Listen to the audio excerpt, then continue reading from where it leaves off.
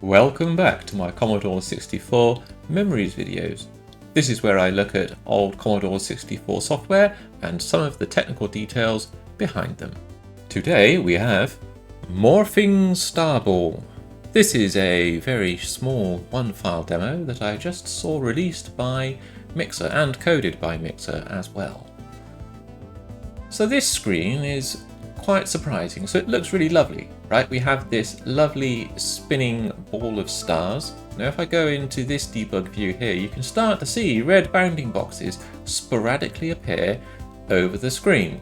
But I don't think this really tells the full story. As I move the targeting cursor up and down, the sequencer state for the screen is in the idle mode. And there's only one sprite active, and the sprite definition there are basically these white, light blue, is it dark blue colors or something like that? Yeah, dark blue. And basically there's just a line of pixels down the left-hand edge of the sprite. Okay, the demo also finishes and resets. But look, the enabled sprites are all no here, and 0 bits basically, apart from sprite number 7, which is yes for enabled. So there's only one sprite. And as I move the targeting cursor down the screen, you can see the Y position change for the last sprite. The X positions for the other sprites are changing as well, but they're not changing to the same extent as the X position for sprite 7. And actually, the X positions for those other sprites, 0 to 6, are not really changing because the X position for the sprite has changed. They're changing because the most significant bit X register, there we go, ROR D010, those most significant bit X bits for all of the other sprites are also being shifted around.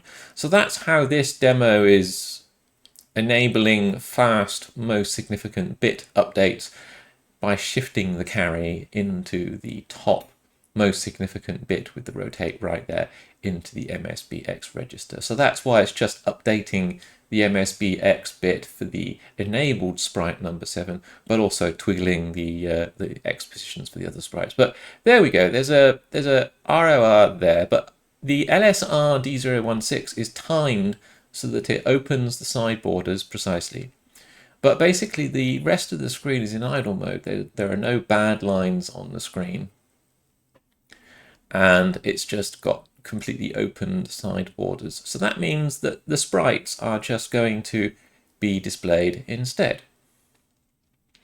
And all of these dots are basically being drawn by the same sprite number 7, which just has those pixels in the left-hand column. Let's open this in ICU64. Let's enable the memory view, and I've got this color screen enabled there up in the top as well. Let's open up the sprites debug sheet as well. Now there we go. I've got all of the debug borders enabled in ICU64. So you can see the sprite kind of like in their rest position on the left hand side. But basically the X position for the sprite is being updated, looks like every single raster line, but basically each line only has one dot or one pixel from the multicolor sprite there.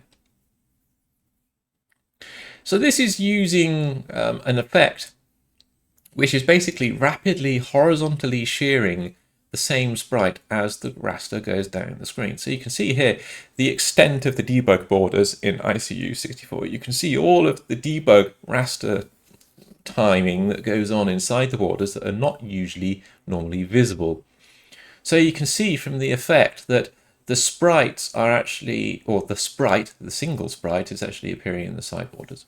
But you can see here, look, as the kind of like perspective of, or rather kind of like the globe positioning, or the horizontal scale, if you like, of each raster line is drawn differently for the kind of like rotating globe effect, then the sprite lookup, coordinate lookup rather, reads different ranges of the memory. Basically, a lot of the memory is full with a great big lookup table, which seems to convert a horizontal position into like a scaled horizontal position probably, and then just sets the sprite position as you would normally expect. So if I fill the whole sprite using this command there in the monitor debugger, then you can see exactly now, because the whole sprite has been filled with color, you can see how this one sprite is basically rapidly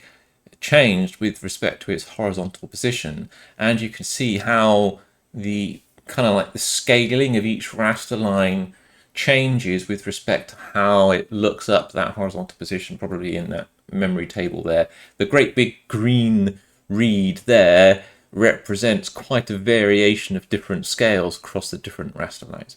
You can see that one sprite down at the bottom as well in the bottom border.